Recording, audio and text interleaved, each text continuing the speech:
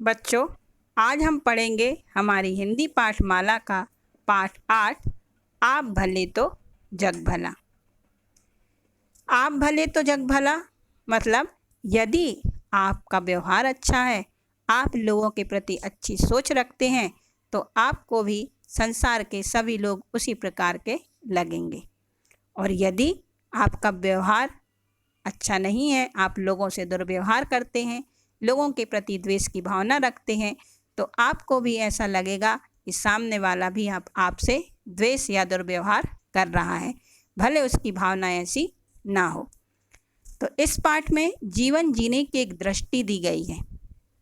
लेखक ने इस पाठ में अनेक उदाहरणों, अनेक दृष्टांतों, प्रसंगों के द्वारा यह बताने का प्रयत्न किया है कि यदि मनुष्य स्वयं भला है तो उसे सारा संसार भला दिखाई देता है।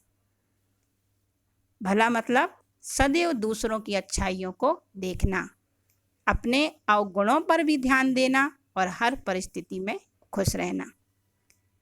अपने निंदक का भी एहसानमंद होना। निंदक मतलब जो हमारी निंदा करते हैं, हमारी बुराई करते हैं।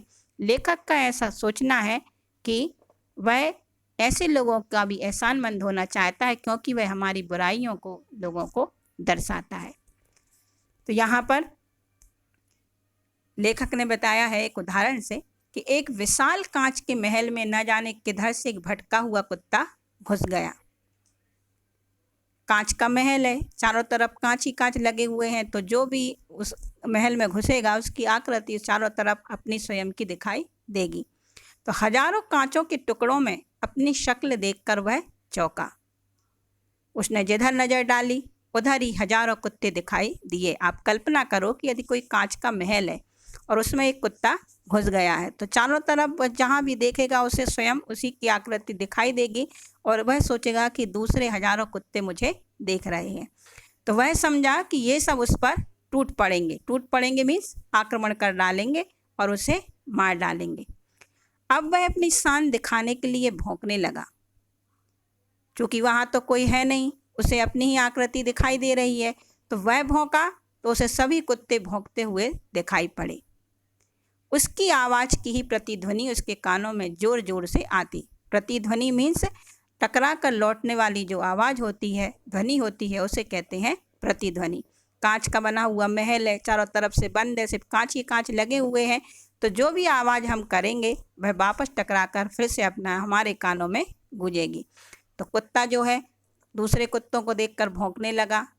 भौंकने की उसे आवाज़ उसे सुनाई देने लगी। उसके हाथ पांव फूल गए। हाथ पांव फूलना मतलब घबरा जाना। अब वो तो अकेला समझ रहा है और उसको हजारों कुत्ते उन कांच के जो महल में, जो कांच में उसकी आकृति पड़ रही है, उसमें हजारों कुत्ते उसे दिख रहे हैं। तो वह डर गया और वह और ज़ोर से भौंका। सब कुत्ते भी अधिक ज़ोर से भौंकते दिखाई दिए। आखिर वह उन कुत्तों पर झपटा, वे भी उस पर झपटे। बेचारा जोर जोर से उछला, कूदा, भौंका और चिल्लाया। अंत में गश खाकर गिर पड़ा। गश खाकर मतलब बेहोश होकर। अकेला है वह, वो सोच रहा है कि ये सब कुत्ते मेरे ऊपर आक्रमण कर रहे हैं, मुझे भौंक रहे हैं।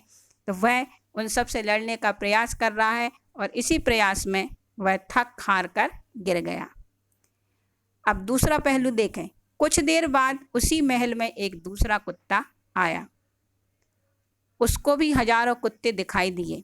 ये हमारे सोचने का नज़रिया आपको उदाहरण के द्वारा दिखाया जा रहा है कि पहले कुत्ते ने किस प्रकार की प्रतिक्रिया की, अब दूसरा कुत्ता क्या कर रहा है। उसको भी हजारों कुत्ते दिखाई दिए, परंतु वह डरा नहीं। प्यार से उसने अपनी दुम हिलाई। सभी कुत्तों की दुम हिलती दिखाई दी, क्योंकि है कोई नहीं, हम ही दिख रहे हैं उस आकृति में। जो वहाँ खड़ा है वही दिखाई दे रहा है, तो जैसा हम करेंगे वैसे ही वो जो आकृतियाँ हैं वह करेंगी। तो उसने पूँछ हिलाई, सभी पूँछ हिलाने लगे। वह बहुत खुश हुआ और कुत्तों की ओर अपनी पूँछ हिलाता बढ़ा। सभी कुत्ते उसकी ओर दुम हिलाते बढ़े। वह प्रसन्नता से उछला कूदा, अपनी ही छाया से खेला, खुश हुआ और फिर पूँछ हिलाता बाहर चला गया। तो लेखक कहते हैं कि जब मैं अपने एक मित्र को हमेशा परेशान, नाराज और चिड़चिड़ाते देखता हूँ, तब इसी किस्से का स्मरण हो आता है। मैं उनकी मिसाल भौंकने वाले कुत्ते से नहीं देना चाहता, यह तो बड़ी अशिष्टता होगी। पर इस कहानी से भी चाहे तो कुछ सबक ज़रूर सीख सकते हैं कि हमें कौन से किस कुत्ते के जैसा आचरण करना है, जो भौंका, उन पर झपटा, या जो प्यार से दुम हिलाता हुआ प्रसन्नता से उछलता कूदता हुआ वापस आ गया। तो यह जो दुनिया है वह उस कांच के महल जैसी ही है, अपने स्वभाव की छाया ही उस पर पड़ती है। इसलिए कहावत है, आप भले तो जग भला, आप बुरे तो जग बुरा। अगर आप प्रसन्नचित्त रहते हैं, दूसरों के दोषों को ना देखकर उनके गुणों की ओर ध्यान देते हैं, तो दुनिया भी आपसे नम्रता और प्रेम का बर्ताव करेगी। बर्ताव मीन्स व्यवहार। अगर आप हमेशा लोगों के ऐबों मतलब उनकी बुराइयों की ही देखते हैं और उन्हें अपना शत्रु समझते हैं और उनकी ओर भौंका करते हैं, तो फिर वे क्यों ना आपकी ओर गुस्से से दौड़ेंगे। अंग्रेजी में भी एक कहावत है कि अगर आप हंसेंगे तो दुनिया भी आपका साथ देगी, पर अगर आपको गुस्सा होना है और रोना ही है तो दुनिया से दूर किसी जंगल में चले जाना ही हितकर होगा। अमेरिका के मशहूर नेता अब्राहम लिंकन से किसी ने एक बार पूछा, आपकी सफलता का सबसे बड़ा रहस्य क्या है?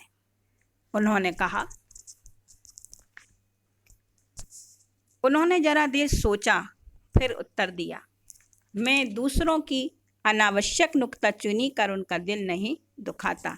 नुक्ताचीनी करना मतलब दोष निकालना। लोगों को दूसरों की बुराइयां निकालने में ही बड़ा आनंद आता है, परंतु उन्होंने कहा कि मैं इस तरह लोगों की बुराइयां निकाल कर उनका दिल नहीं दिखाता। मेरे मित्र की यही खास गलती है, वे दूसरों का दृष्टिकोण समझने की कोशिश नहीं करते। दूसरों के विचारों की, कामों की, भावनाओं की आलोचना करना ही अपना धर्म समझते हैं। यहाँ पर अब्राहम लिंकन तो कह रहे हैं कि वे लोगों की जो गलतियां हैं उनको बताकर उनका दिल नहीं दुखाते, परंतु लेखक के जो मित्र हैं उनकी तो यह खासियत है कि वे लोगों की कमियों को, उनके भावनाओं की आलोचना करना ही अपना धर्म समझते हैं। उनका शायद यह ख्याल है कि ईश्वर ने उन्हें लोगों को सुधारने के लिए ही भेजा है।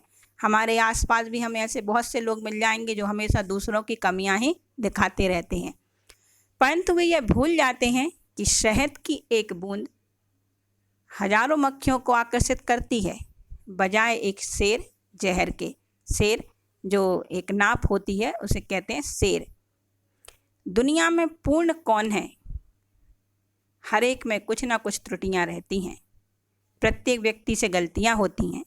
ऐसा कोई नहीं है जिसने अपने जीवन में कभी गलती ना की हो। ईसा ने कहा था, ईसा मसीह, लोग दूसरों की आंखों का तिनका तो देखते हैं पर अपनी आंख के सहतीर को नहीं देखते। सहतीर मतलब बड़े दोस्त। दूसरों में गलतियां सब निकालते रहते हैं कि उसने ये गलती की, वो गलती की, पर हम अपने स्वयं की गलतियों को नहीं देखते। दूसरों को सीख देना तो बहुत आसान काम है, अपने ही आदर्शों पर स्वयं अमल करना कठिन है। दूसरों को हम एडवाइस देते रहेंगे, सलाह देते रहेंगे, तो मैं ये करना था, वो करना था, ऐसा करना चाहिए, वैसा करना चाहिए, परंतु हम स्वयं ही उन्हीं पर अटल नहीं रहते, अमल नहीं करते, उन्हीं पर कायम नहीं रहते। मेरे मित्र अपनी बुराई या आलोचना सुनकर आग बबूला हो जाते हैं। दूसरों की गलतियां तो बताते रहेंगे, दूसरों की आलोचना करते रहेंगे, परंतु यदि किसी ने उनकी गलतियों के बारे में बता दिया तो वह क्रोधित हो जाते हैं, भले ही वह दुनिया की दिन भर बुराई करते रहें। पर आपके लिए तो ऐसे मौके पर दादू की पंक्तियां गुनगुना लेना बड़ा कारगर होगा। निंदक बाबा वीर हमारा, बिनहि कौड़ी बहे बेचारा, आपन डूबे और को तारे, ऐसा प्रीतम पार उतारे। अगर सचमुच कुछ त्रुटियां हैं, कमियां हैं, जिनकी ओर निंदक हमारा ध्यान खींचता है, निंदक पहले ही बताया आपको कि जो हमारी निंदा करने वाले होते हैं वह निंदक कहलाते हैं। और यदि हम में वह त्रुटियां सचमुच हैं, कमियां हैं, और वो निंदा करने वाला हमारा ध्यान उन त्रुटियों की ओर खींच रहा है, तो उन अवगुणों को दूर करना हम सभी का कर्तव्य हो जाता है। लेखक फिर एक उदाहरण देते हुए कहते हैं कि अमेरिका के मशहूर लेखक इमर्सन की एक घटना याद आती है। उन्हें गाय पालने का शौक था, इसलिए गाय और नन्हे बछड़े उनके मकान के पास एक कुटी में रहते थे। एक बार जोर की बारिश आने वाली थी। सभी गाय तो झोपड़ी के अंदर चली गईं, पर एक बछड़ा बाहर ही रह गया। इमर्सन और उनका लड़का दोनों मिलकर उस बछड़े को पकड़कर खींचने लगे कि वह कुटी में चला आए, पर ज्यों-ज्यों उन्होंने जोर से खींचना शुरू किया त्यों-त्यों वह बछड़ा भी सारी ताकत लगाकर पीछे हटने लगा। बेचारे इमर्सन बड़े परेशान हुए। इतने में उनकी बूढ़ी नौकरानी उधर से निकली। जैसे ही उसने यह तमाशा देखा, वह दौड़ी आई और अपना अंगूठा बछड़े के मुंह में प्यार से डालकर उसे झोपड़े की तरफ ले जाने लगी। बछड़ा चुपचाप कुटी के अंदर चला गया। वह अनपढ़ नौकरानी किताबें और कविताएं लिखना नहीं जानती थी, पर व्यवहार कुशल अवश्य थी। और जब जानवर भी प्रेम की भाषा समझते हैं तो फिर मनुष्य क्यों ना समझेंगे। कल हमारे मित्र का रसोइया बिना खबर दिए ही चला गया। बेचारा करता भी क्या, सुबह से शाम तक उसको महाशय की डांट खानी पड़ती थी। तूने आज दाल बिल्कुल बिगाड़ दी, उसमें नमक बहुत डाल दिया। अरे बेवकूफ़, तुमने साग में नमक ही नहीं डाला। यह जली रोटी कौन खाएगा रे, आदि की झड़ी लगी रहती थी। जब कोई चीज़ जरा भी बिगड़ जाती तब तो उसे दिल खोलकर डांटा जाता, पर अच्छा भोजन बनाने पर कभी तारीफ के दो शब्द न बोले जाते। वाह, तारीफ कर देने से उसका दिमाग चढ़ जाएगा, मेरे मित्र कह देते। ठीक है तो वह भी आदमी ही, उसका भी दिल है। बेचारा कुछ रुपये का नौकर यंत्र नहीं बन सकता। तंग आकर भाग जाने के सिवा और क्या चारा था। कहने का मतलब यह है कि उनकी किसी से नहीं बनती, न मित्रों से, न ऑफिस के कर्मचारियों से और न घर के नौकरों से। उस पर भी मज़ा यह है कि वे अपनी ज़िंदगी और विचारों से पूरी तरह संतुष्ट हैं। वे मानते हैं कि उनका जीवन, आचार और विचार आदर्श हैं। दूसरे लोग जो उनका सम्मान नहीं करते मूर्ख हैं। अपनी गलतियों की तरफ उनका ध्यान कभी नहीं गया। लोग जो उनका सम्मान नहीं करते, इसके लिए वे लोगों को ही मूर्ख समझते हैं। तो ग्रीस के एक महान संत सुकरात ने एक बात बड़े पते की कही थी। जो मनुष्य मूर्ख है और जानता है कि वह मूर्ख है, वह ज्ञानी है। पर जो मूर्ख है और यह नहीं जानता कि वह मूर्ख है, वह सबसे बड़ा मूर्ख है। अच्छा हो सुकरात के विचार को मेरे मित्र अपने कमरे में लिखकर टांग लें, पर उनसे यह कहने का साहस कौन करे। तो इस पाठ के माध्यम से हमने कुछ उदाहरणों के माध्यम से यही समझा कि यदि हमारा दृष्टिकोण, हमारी विचारधारा लोगों के प्रति सकारात्मक है, लोगों के प्रति हम अच्छी विचारधारा रखते हैं, तो बदले में लोग भी हमारे प्रति वही विचारधारा रखेंगे। और यदि हमारी विचारधारा लोगों के प्रति गलत है, ईर्ष्या द्वेष से भरी हुई है, हम लोगों की गलतियां ही सुनाते रहते हैं, तो उनकी विचारधारा भी हमारे प्रति वही होगी। इसलिए आप भला तो जग भला।